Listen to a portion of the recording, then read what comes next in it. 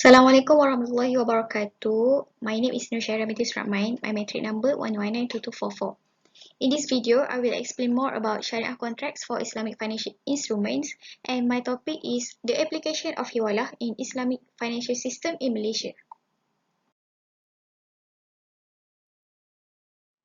Okay, let's take a look what the meaning of Hiwalah.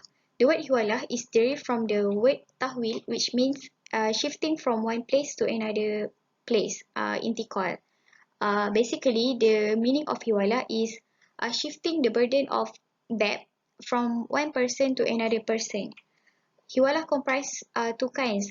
First, Hiwalah al-Haq, transfer of right, which means a replacement of a creditor with another creditor.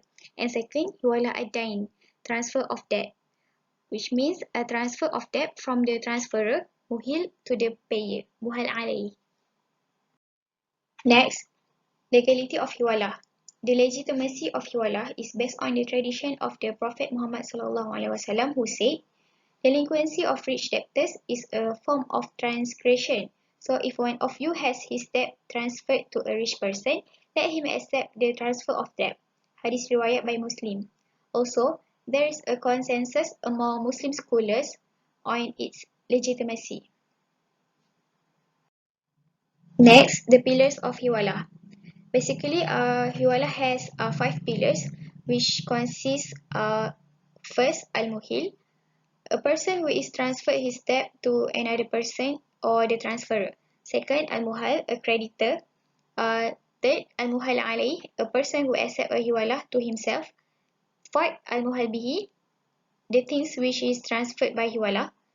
And last, asirah, ijab and qabul. Okay, now types of hiwalah. Hiwalah has two types, which are hiwalah muqayyadah and hiwalah mutlaqah.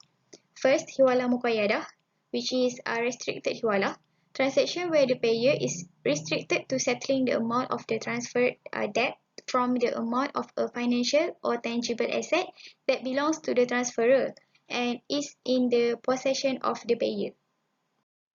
Second, hiwalah mutlaqah, unrestricted hiwalah, transfer of debt in which the transferor is not the creditor to the payer.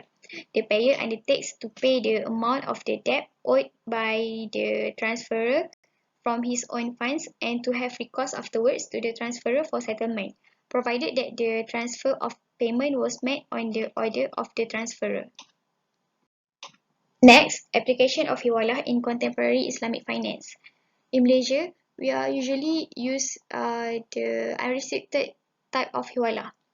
And commonly, hiwalah used in revolving credit, trade payable, and remittance.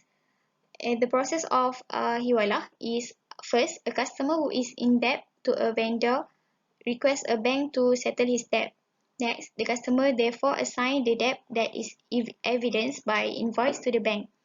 Next, the bank pays the vendor on behalf of the customer. And last, upon the maturity, the customer shall pay the full amount to the bank. So this is a visual on how the process of hiwalah. First, the customer is in debt to the supplier for a sum of 50,000 ringgit. Second, the customer requests to the bank to pay 50,000 ringgit to the supplier. Third, the bank makes settlement of 50,000 ringgit to the supplier. And lastly, the customer pays back 50,000 ringgit to the bank. Okay, that's all for my explanation about the application of hiwalah in Islamic financial system. Thank you.